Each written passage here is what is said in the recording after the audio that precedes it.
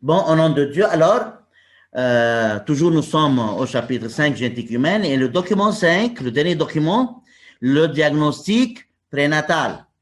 Les objectifs sont toujours une introduction, comprendre l'importance du diagnostic prénatal, et puis reconnaître les 3 méthodes du diagnostic prénatal. Alors, pour commencer, je veux commencer de la manière suivante. En réalité, je vais commencer par une phrase, à savoir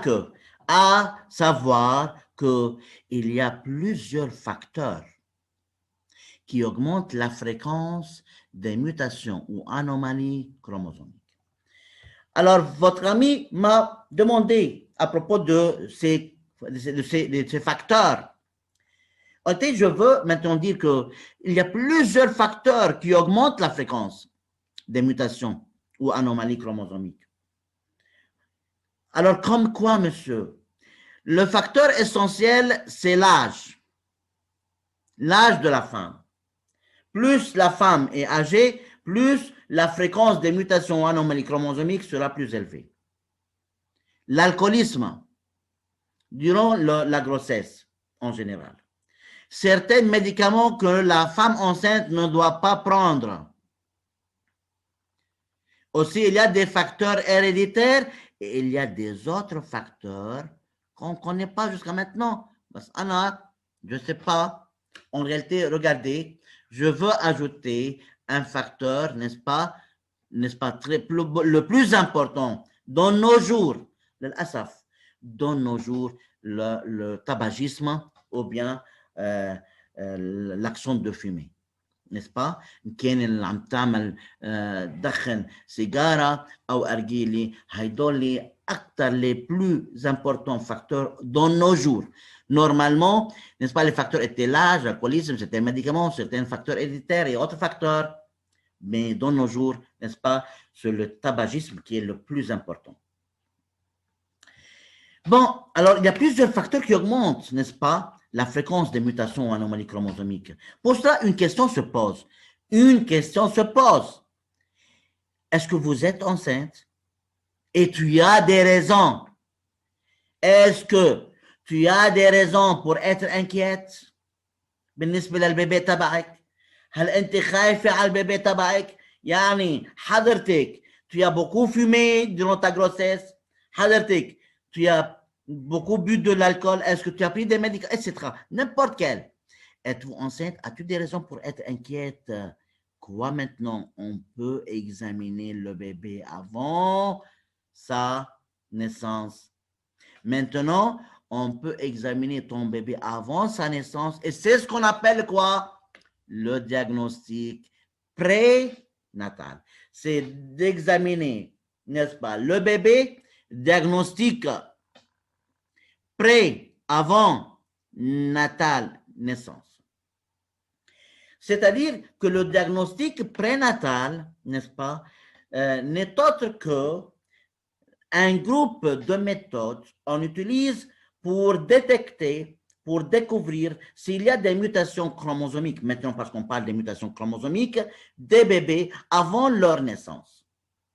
Allah, si quelqu'un me demande, monsieur, quoi? طيب ليش avant la naissance؟ ما فينا ننطر ليصير في عنده النيسانس ونفحصهم؟ بصراحة بكل بساطة بقول لك ايه مظبوط ليش avant la naissance يعني ما بفهم ما عرفت أنا je sais pas pourquoi بصراحة le diagnostic doit être prénatal. Est-ce que أنا بدي أعمل avortement يعني؟ هلا ça dépend. يعني supposer que on a détecté une mutation chromosomique عند البيبي لمرأة معينة. مش هيك؟ اسكو إلى حق هي تقول أنا ما بدي البيبي؟ هل بالقانون إلى حق تجهض؟ وبالدين وبالأخلاق؟ C'est une grande question. Mais, en tout cas, on peut diagnostiquer les bébés avant leur naissance. Alors, ce qui m'intéresse et ce qui est vraiment important, c'est que le diagnostic prénatal, c'est un groupe de méthodes utilisées pour détecter les anomalies chez les bébés avant leur naissance. Et on record.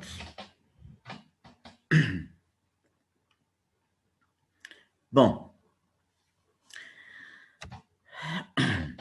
Ça va tout le monde? C'est clair chez vous? Oui. Bon, très bien. Donc, regardez, ce document est plutôt un document de culture, pas plus. Pas plus. Ce qui m'intéresse dans le diagnostic prénatal, de savoir que nous sommes en train de diagnostiquer un bébé. Oui. Bon, maintenant, je veux bien vous dire que le diagnostic prénatal peut être réalisé de plusieurs manières différentes. C'est-à-dire de diagnostiquer, n'est-ce pas? Il n'y a pas une seule méthode pour faire le diagnostic prénatal. Il y a 3 méthodes différentes, n'est-ce pas, pour réaliser le diagnostic prénatal. Alors, je viens de vous montrer, n'est-ce pas, ces 3 méthodes. Alors, le diagnostic prénatal peut être réalisé, n'est-ce pas, en suivant 3 méthodes, n'est-ce pas, différentes. Alors, 3 méthodes sont utilisées pour le diagnostic prénatal. La première méthode, on l'appelle biopsie des villosités choriales. La deuxième méthode, on l'appelle amniosynthèse. La troisième méthode est appelée prélèvement du sang fœtal. Alors, le diagnostic prénatal peut être réalisé de trois méthodes différentes. La première méthode, on l'appelle biopsie des villosités choriales. La deuxième méthode, on l'appelle amniosynthèse. Et la troisième méthode, prélèvement du sang fœtal. Monsieur, quoi? Selon quoi? Quoi? Selon quoi? Selon quoi on choisit l'une de ces 3 méthodes, n'est-ce pas? Que pensez-vous, mes beaux élèves? أي شهر من الحمل يا بدأ عمي إنه شو المعدل هالدكاترة؟ لك شو هالدكاترة اللي عندي؟ لك شو هالسيمفونيات هيدي؟ Sûrement, ça dépend de l'âge du bébé. Ça dépend de l'âge du bébé. Très bien. Alors, pour cela, on va parler un tout petit peu de chacune de ces 3 méthodes, un tout petit peu, n'est-ce pas? De chacune de ces 3 méthodes, et comme ça, on peut, n'est-ce pas, arriver à finir ce document. Mais ce qui m'intéresse, mettez dans la tête qu'il y a plusieurs méthodes de diagnostic prénatal, biopsie des villosités choriales, amniosynthèse, ou bien prélèvement du sang fœtal. Bon, et regardez, Habib ou Habibti, regardez, bien sûr, toujours, toutes ces méthodes, n'est-ce pas, pour détecter ou bien pour diagnostiquer le bébé, pour savoir, est-ce qu'il y a des mutations chromosomiques,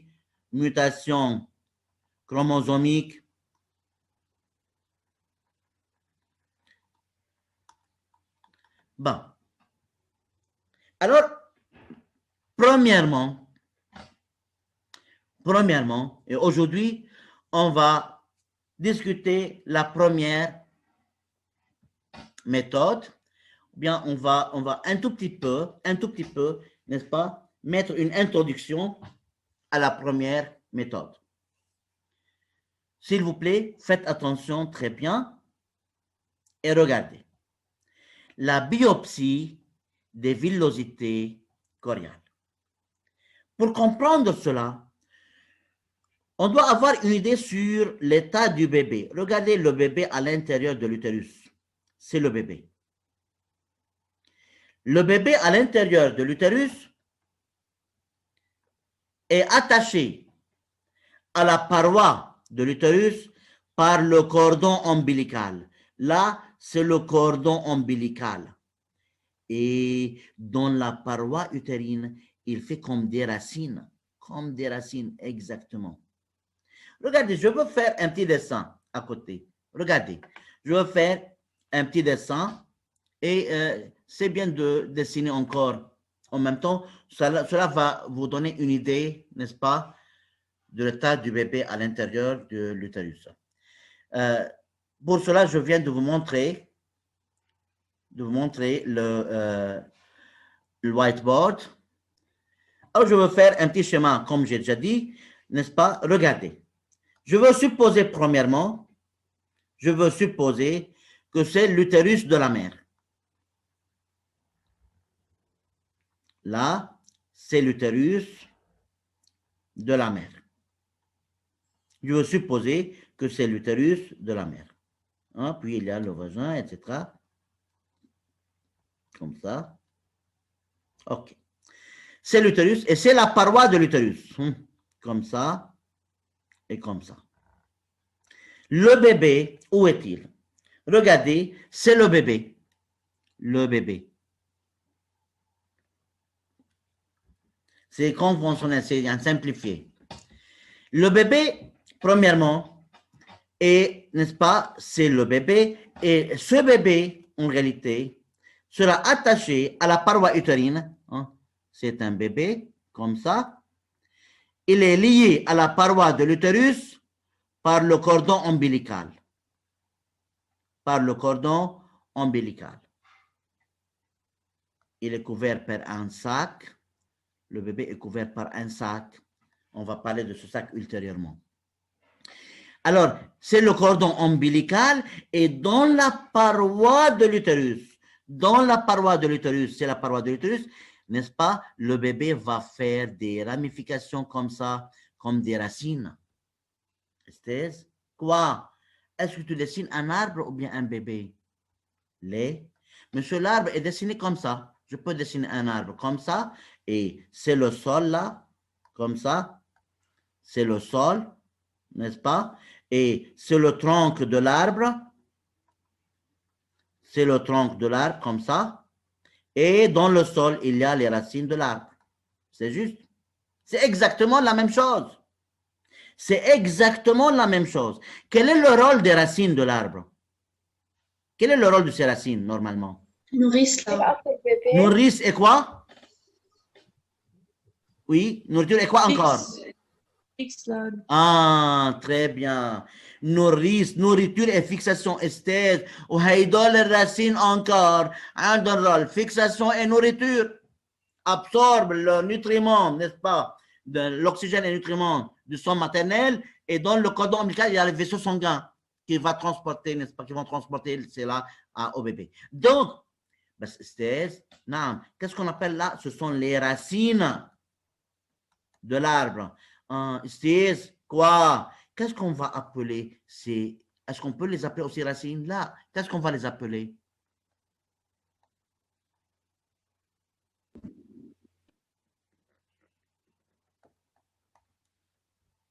Les villosités. Alors, ce sont les villosités. On les appelle villosités. Ça va? Alors, biopsie des villosités choriales, biopsie, c'est-à-dire coupure. Biopsie. Biopsie, coupure, khaza'a yani. On va prendre un échantillon. Coupure. Échantillonnage. Échantillon. Biopsie, parce que ces villosités sont formées de cellules embryonnaires. Je reprends. Pour finir aujourd'hui, pour 2 minutes ou bien 1 minute, regardez, pour diagnostiquer ce bébé, faites attention, pour savoir si ce bébé a une anomalie chromosomique, que dois-je prendre du bébé? Des cellules.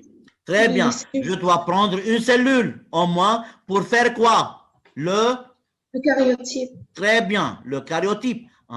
Faisons une question, d'où est-ce qu'on va prendre les cellules? C'est ça la question.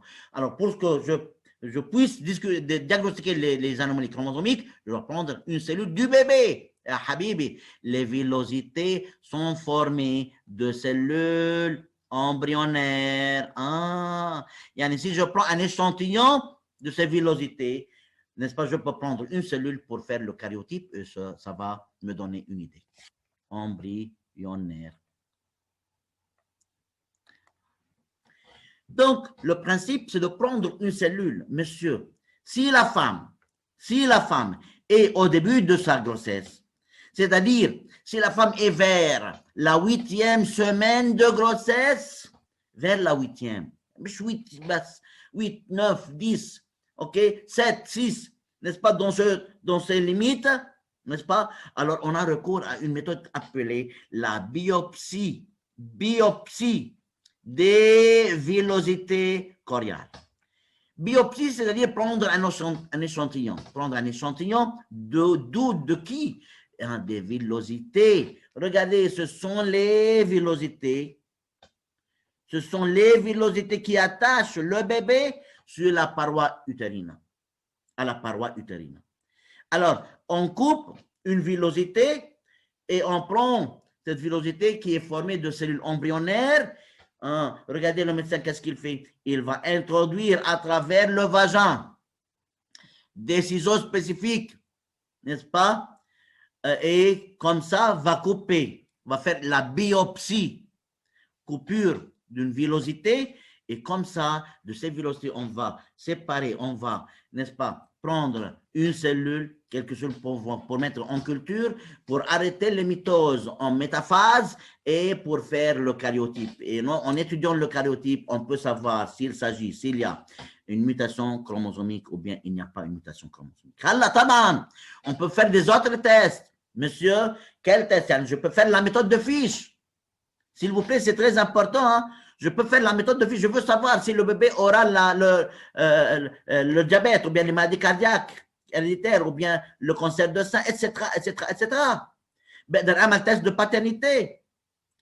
Ben, parce que nous parlons maintenant, on parle des mutations chromosomiques, n'est-ce pas? Je concentre, n'est-ce pas, ma discussion sur les mutations chromosomiques. Ben, bien sûr, on peut faire la méthode de Fish pour savoir, pour localiser un allèle, pour prouver la présence d'un allèle, etc., etc.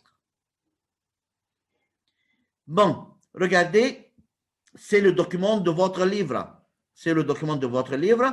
Regardez alors, ce sont les ciseaux utilisés. Cette région, ils ont agrandi au fort grossissement cette région. Regardez ces pinces utilisées. On coupe les villosités choriales. C'est le bébé là, se trouve là. Alors, on introduit à travers le vagin, on coupe les villosités choriales de cette manière. Puis, qu'est-ce qu'on fait alors? Et on prend, n'est-ce pas, les cellules pour établir le karyotype, pour faire des autres analyses de l'ADN, pour savoir les allèles pour une maladie, etc. N'importe quelle analyse d'ADN.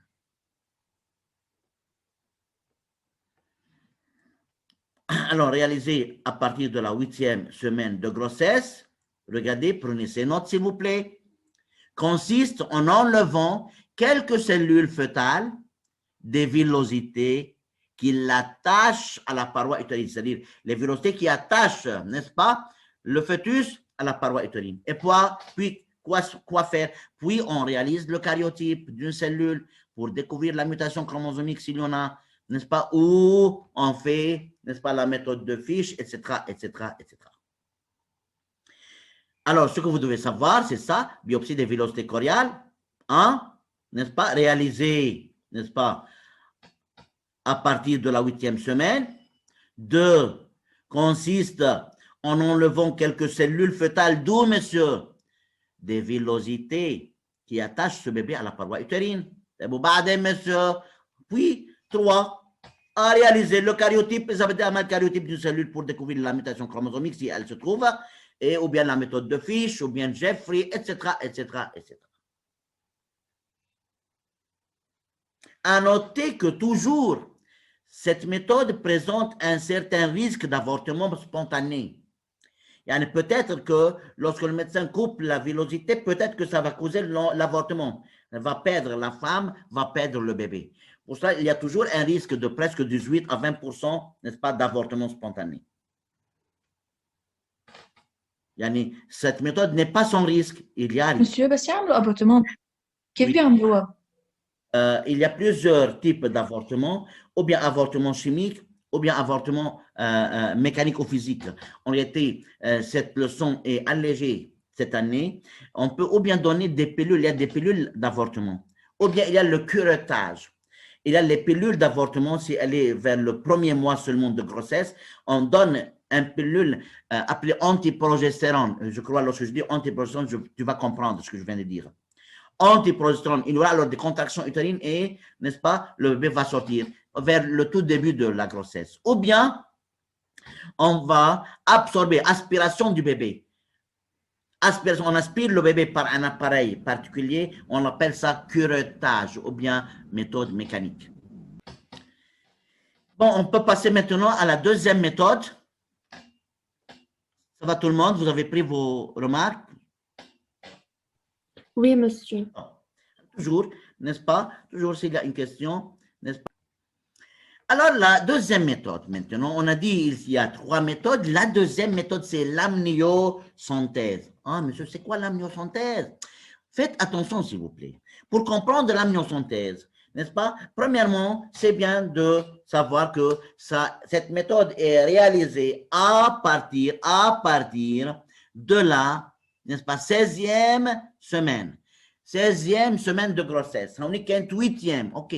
Ben, si la femme est vers la 16e semaine de grossesse, ya habibi, ya habibti, le bébé est lourd maintenant. N'est-ce pas? Commence à gagner en masse. 16e semaine, 4 mois. Après le 2e mois, il suffit gain de masse et de volume pour le bébé. Pour cela, on ne peut plus maintenant prendre les villosités. Les villosités pour la fixation et pour la bonne fixation sur la paroi utérine. Si on enlève maintenant les villosités, n'est-ce pas, le bébé va sortir, il y aura avortement. Alors pour cela, vers la 16e semaine, on ne peut pas faire, n'est-ce pas, la biopsie de la villosité, des villosités choriales. On a recours à une autre méthode appelée amniosynthèse. Regardez l'amniosynthèse, s'il vous plaît. En fait, premièrement, comme j'ai déjà mentionné, le bébé dans l'utérus se trouve dans un sac. Regardez, un sac fermé. Et dans ce sac, il y a le liquide. Il y a un liquide. Monsieur, quoi? Monsieur, Yann, le bébé dans l'utérus de la mère ne respire pas par le nez et par la bouche. Sûrement ne respire pas par le nez. Il prend l'oxygène à partir du sang de la mère. Regardez la mère enceinte, mon Dieu, la mère. Mon Dieu, comme elle souffre. يا عين على الله سبحانه وتعالى شو بيوصينا بالأم شو بيوصونا الأنبياء بالأم أمك ثم أباك 3 مرات أمك وبعدين بيك يا عين على الأم يا عين على الأم combien elle va souffrir. Le bébé prend l'oxygène du sang maternel. La mère, elle est épuisée à l'extrême, elle est fatiguée. Le bébé prend la nourriture de la mère. La mère perd sa vie, n'est-ce pas? Il y a consommation, entre deux guillemets, des organes maternels par le bébé. Bon, alors, le bébé se trouve dans un liquide, n'est-ce pas? Son nez, sa bouche, ses poumons, sa trachée à terre sont remplis de liquide, ne respire pas par le nez et par la bouche. Prend l'oxygène à partir de son maternel et quoi? Alors, se trouve dans ce liquide appelé liquide amniotique. Amniotique. Le document se trouve tout de suite, je viens de vous montrer le document du livre. Le liquide amniotique et où baigne le bébé aussi. C'est-à-dire, certaines cellules embryonnaires se détachent du bébé. Regardez, c'est une cellule embryonnaire. Une cellule embryonnaire. Ah, alors, dans le liquide amniotique, alors, se trouvent les cellules embryonnaires. Alors, tout le sac est appelé sac amniotique. Amniotique. Ce sac amniotique contient le liquide amniotique et dans ce liquide se trouvent des cellules embryonnaires détachées du bébé. L'amniosynthèse consiste à prendre quelques millilitres, regardez, n'est-ce pas, à travers le sac amniotique, quelques millilitres du liquide amniotique et, n'est-ce pas, qui contient alors des cellules embryonnaires. Puis on va prendre ces cellules pour faire le karyotype, pour faire n'importe quel, n'est-ce pas, quel test. Regardez le PCR. Le PCR, Polymerase Chain Reaction. الPCR تبع الكوفيد يعني الكورونا فيروس 2019. PCR, oui, c'est un test pour plusieurs, n'est-ce pas, buts. Polymerase chain reaction. Bon, on n'est pas intéressé de là, n'est-ce pas? Ce qui m'intéresse, c'est que l'amniosynthèse consiste à prendre quelques millilitres du liquide amniotique qui contient des cellules du bébé, et ces cellules sont utilisées pour faire le karyotype, pour faire des analyses de l'ADN, Fish, Jeffrey, etc. Bon, regardez. Je veux vous montrer une chose. Bien sûr, il y a bien de risques là. Le risque augmente, le risque d'avortement augmente là, parce que le médecin est en train de prendre à travers le ventre de la femme, avec échographie. Bien sûr, regardez comment le médecin travaille. Vous voyez, il prend ce liquide amniotique par ce syringe qu'il utilise, et, n'est-ce pas, s'il touche le bébé même, le médecin, s'il touche seulement le bébé va mourir. Alors, et regardez là, c'est le schéma, n'est-ce pas réel, une photo réelle.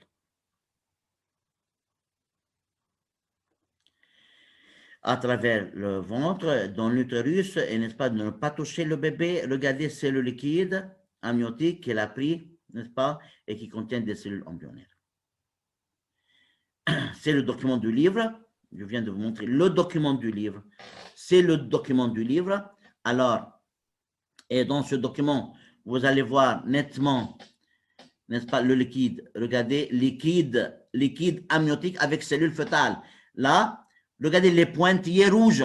Les points rouges, ce sont les cellules fœtales. Il y a le liquide amniotique avec cellules fœtales, et, n'est-ce pas, on est en train de prendre un peu de ce liquide, quelques minutes, qui contient des cellules fœtales. Puis, alors, on fait le karyotype. Le karyotype, on peut faire l'analyse de l'ADN, fiche Jeffrey, test de paternité, n'importe quoi.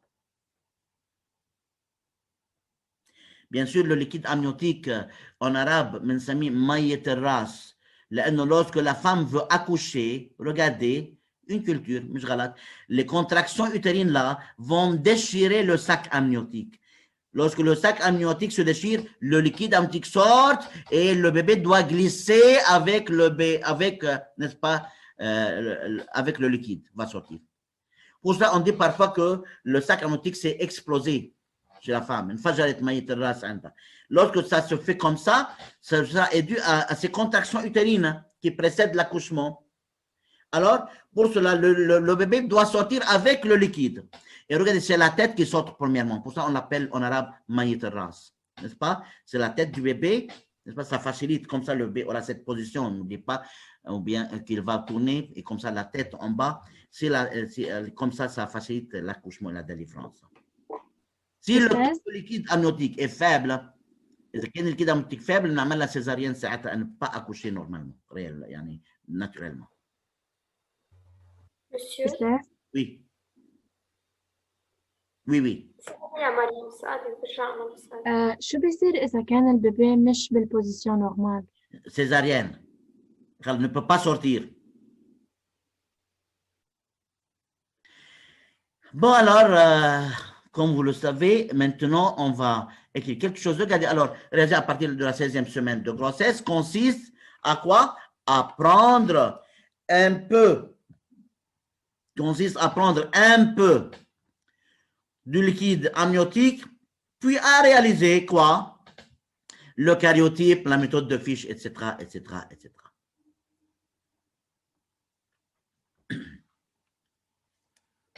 C'est tout ce qui concerne l'amniosynthèse. Consiste à prendre un peu de liquide amniotique. Monsieur, pourquoi on ne prend pas du liquide amniotique, n'est-ce pas, dans la première méthode? Parce que pas de liquide, le taux de liquide, le volume de liquide est négligeable. On ne peut pas prendre le liquide sans blesser le bébé. La membrane de sac amniotique est même collée sur la paroi, la peau du bébé. À partir de la 16e semaine, on trouve que le liquide amniotique, n'est-ce pas, est abondant, on peut prendre un peu de ce liquide. Alors, consiste à prendre un peu de liquide amniotique, puis à réaliser le karyotype, ou bien le Fish, Jeffrey, test de paternité, n'importe quelle autre méthode d'analyse d'ADN si on peut. Bon. Maintenant, on arrive, et que se passe-t-il si la femme et le bébé est âgé de plus de 16 semaines? Habibi ou habibti. Lorsque la femme est proche de l'accouchement, même le sac amniotique, elle a besoin de ce liquide maintenant parce que l'accouchement est proche. Alors, on ne peut plus faire l'amniosynthèse vers la 20e semaine de grossesse. Ah, madame, on ne peut pas faire ça vers la 20e semaine de grossesse parce que vers le 5e mois, c'est-à-dire, non, la femme est proche de l'accouchement. On ne peut pas percer le sac amniotique. On ne peut pas causer une perte de liquide amniotique maintenant. On ne peut ni faire la biopsie parce que la masse du bébé est importante maintenant. Peut s'arracher le bébé et sortir comme ça si on coupe les racines ou bien les villosités. On ne peut pas faire l'amniosynthèse. Qu'est-ce qu'on fait maintenant? On a recours maintenant à la troisième méthode, prélèvement du sang fœtal. Prélèvement du sang fœtal, ya habibi. Alors regardez, le prélèvement du sang, n'est-ce pas, fœtal. Ah, monsieur, avant tout, je veux que vous regardiez cette partie du document. Le cordon ombilical. Le cordon ombilical. C'est quoi le cordon ombilical? C'est un cordon qui contient l'artère ombilicale et la veine ombilicale. Contient les vaisseaux sanguins du bébé. Ce cordon ombilical contient les vaisseaux sanguins du bébé. N'oubliez pas, artère et veine ombilicale là. Artère ombilicale, la veine premièrement, ramène le sang vers le bébé qui contient les nutriments et l'oxygène, et l'artère ombilicale prend le sang qui contient les déchets, le CO2, etc., et va les transporter vers le sang maternel pour que la femme ne se débarrasse de ces déchets, avec l'urine ou bien avec le dioxyde de carbone des poumons. Bon, taïeb. Maintenant, si je veux prélever du sang, regardez, le médecin va introduire ce syringe à l'intérieur du cordon ombilical.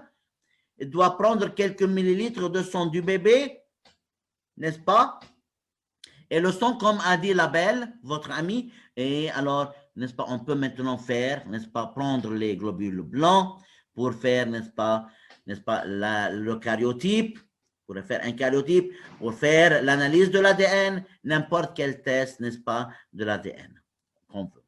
Dans notre cas, on fait le karyotype pour savoir le sexe, n'oubliez pas, pour savoir s'il y a mutation chromosomique ou non, et ainsi de suite. Bon, alors ce que vous devez savoir, n'est-ce pas, pour cette méthode, que cette méthode réalisée à partir de la 20e semaine de grossesse consiste à prendre quelques millilitres du sang fœtal au niveau du cordon ombilical, puis à réaliser quoi? Le karyotype, la méthode de Fish, etc., etc., etc. Prélèvement du sang fœtal. À partir de la 20e semaine de grossesse, consiste à prendre quelques millilitres du sang fœtal au niveau du cordon ombilical, puis à réaliser le karyotype, Fish, etc. C'est une méthode à risque élevé. Bisaraha. Rarement on fait ces tests, rarement, pour des raisons bien étudiées et bien importantes.